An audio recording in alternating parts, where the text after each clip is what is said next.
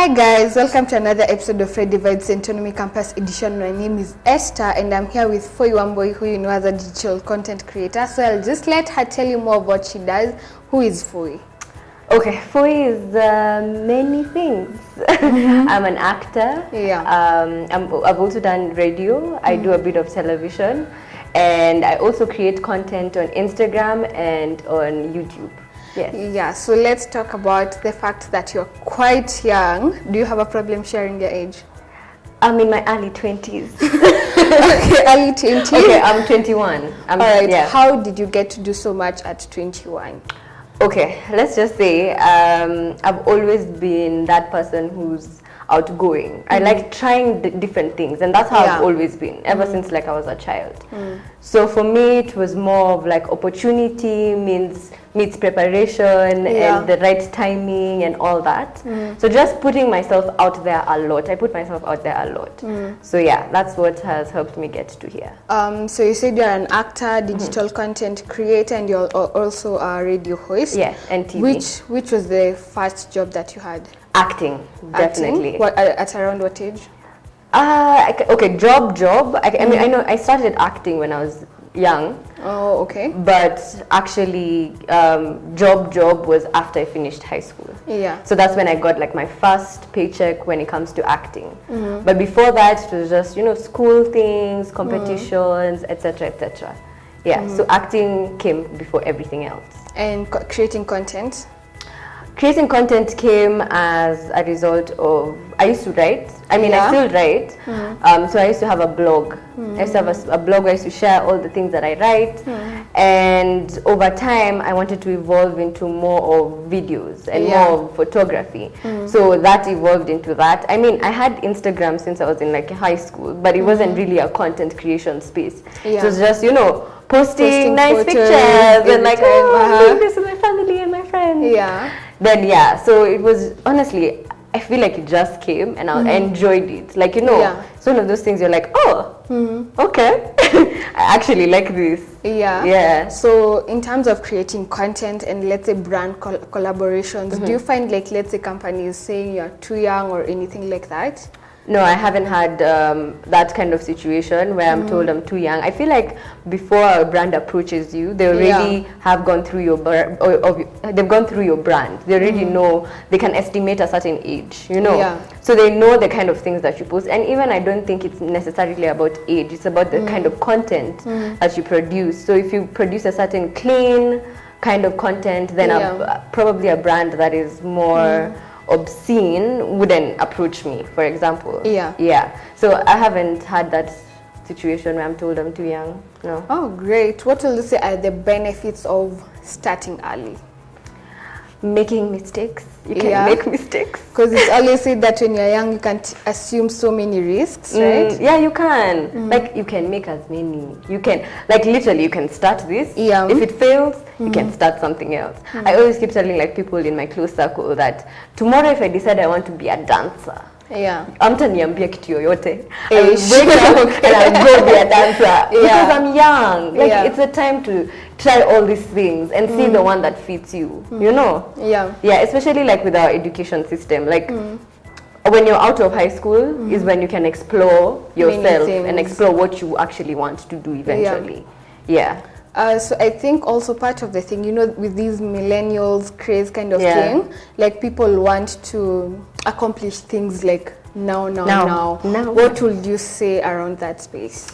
Okay, that's something, oh gosh. Thank you for that question. Because it's something I'm so passionate about. Because I've been in those positions where people feel so like, I need this now. And that's not how it goes. Let me tell you, for the whole of 2016, I did so many auditions. So many. I went for so many auditions and I didn't even get called back. Zero. Is it like the interview? You're like, just wait to hear from us and then you never hear contact anything. You. Or like, oh, you see it somewhere and you're like, I thought, okay, sawa. So the thing is, the most important thing right now is to get the experience. It's the most important thing right now. Even if it's interning for free, me, I'm for it. As long as it's in a place where I know I will learn a lot. Yeah. Because you don't want to be in a high position and you don't even know what to do with that position. People under you have more skill than you. What is the point? Yeah. You know? Yeah. It's such a process, and we have to be willing to go through the process and put in the work Yeah, because there's actually that discussion on Twitter around interns and getting paid, and most people are saying that interns should be paid. I'm not against it, but as you have said, like appreciating the process, will you be able to learn and grow in this space? I think also it's very important. I mean, like, of course, I'm not against interns being paid for sure. Like, if you're being paid, who doesn't want money? But it shouldn't be the primary focus. You know, your skill will get you paid. If you know how to do something in the right way, people will pay you. You'll create a brand that you know when you enter into a room. No one can tell you, we want to pay you with exposure. You know, because you've created a name and a brand for yourself. And you're already like working. And you're already working hard. And they know that you will produce quality. So what challenges would you say you've faced so far, especially in the digital content creation space? I think the number one challenge for me is time. Yeah. Because with like acting and doing radio, TV, and also I'm in school.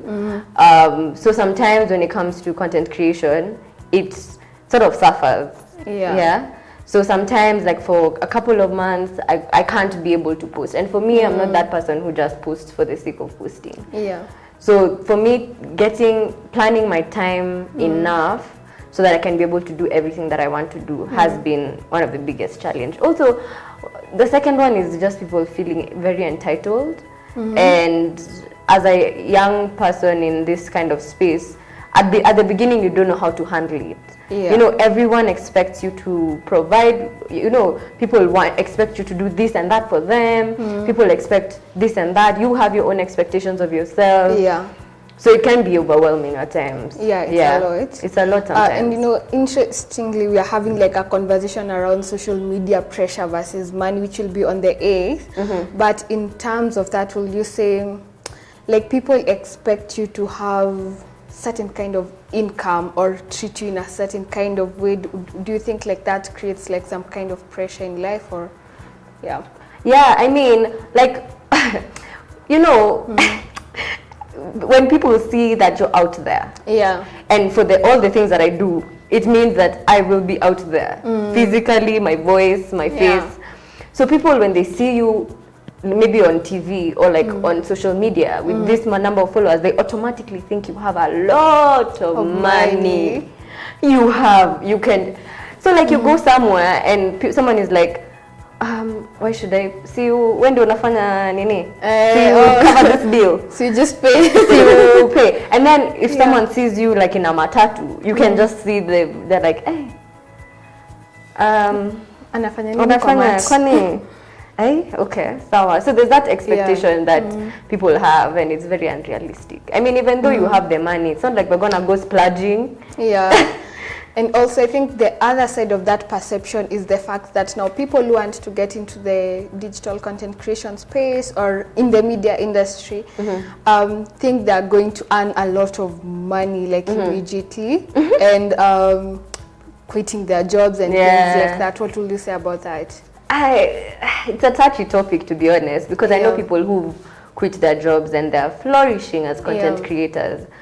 I'd say it's not just because you see it worked for someone doesn't automatically mean it's gonna work for you. You know, everyone has a different path they're supposed to be on. I think if someone wants to get into digital content creation, the one thing I would say is they need to be able to put in the work, number one. They need to be able to produce quality, to know what they want and not just chase the money. The money won't come immediately. If you talk to like the older content creators, before they actually started getting paid, it took a long time. And same for all of us. We just create for the sake of creating because we enjoy it. And eventually that leads to a bit of money. You know, so it's not the immediate goal. If it is, you'll quit. because it's not easy, you're going to quit. Immediately you start. So that, I think that's when now people get like frustrated. They start saying, you know, digital content creators don't earn anything. I've been in this place, and I've seen those kinds of videos on YouTube, and they wonder, okay, what was the agenda? And I think also finding their niche also. So what will you say like is other people like you target, or who should consume your content? I'd say anyone between 18 to 24 mostly, and then 24 to 35. But I mostly, well, I can't even say that I purposefully target a certain kind of audience, because for me that's not how it started. But the people who are drawn to my channel are that age bracket. So young, mostly young girls who are between that age bracket, and even young guys. So yeah, that's usually my target audience. So let's talk about money. How will you say you manage your money, or anything that you go by, or any lesson? Okay, number one, of course, save fast. So I have different accounts. So I have the saving one, and then I have like now the spending one. Number two, I don't spend money that I don't have. So for example, if I know there's a gig that I'm gonna get paid this much money, I don't actually now go to my savings and use that money and say I'm gonna replace it. Because when money comes, there's always something to buy, something to use it on. And then number three, I would say I'm very particular with what I buy. So I buy things that make me happy. I don't buy things just because there's money to use. You know? So like if I see something and it sparks joy inside my heart, I'm like, okay, I could. And then I have this rule where, for example, if I've been really wanting to buy, let's say like a really expensive pair of shoes, which is expensive is relative, but like let's say it's expensive, so I will wait like a month. Then I see if that's something I still want to buy, then I'll buy it in the next month. Because what I found is like I just buy, and then I'm like, okay, I didn't really need it. I didn't really need it. You know, so those are some of the rules. And since now you'll be joining the Centonomy Campus Edition program, what will you say you look forward to learning in the class? Honestly, the one thing I'm really excited about is learning how to invest. Because I'm in that point where I really want to make the most use of the time. Like I'm working at a young age, so I want to be able to know what to do with my money. It can't just sit in the bank.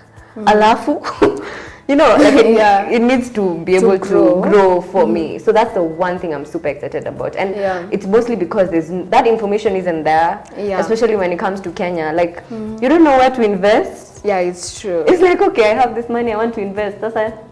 Nifanye nini? Do I go to a bank? What if this person cons me? What if, you know, that all those like, questions. So I'm excited. Oh, great. We can't wait to have you. Class starts on 22nd June. And as we wrap up, what advice will you give to any young person out there? Just random.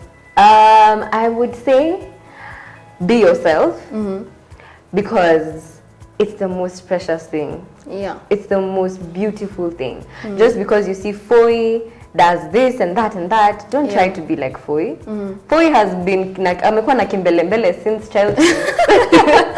You know, it's led me to here. If you just be yourself and learn who you are, because it does wonders, to be honest. All right, thank you so much for being part of our Friday Vibes edition. Thank you for having me. And thank you guys for watching. Tomorrow we have our Centonomy Cross Campus Hangout. The details will be down below. The theme is setting your money goals in motion, and don't forget that class starts on 22nd June. And like, comment, share, and subscribe. See you. Bye.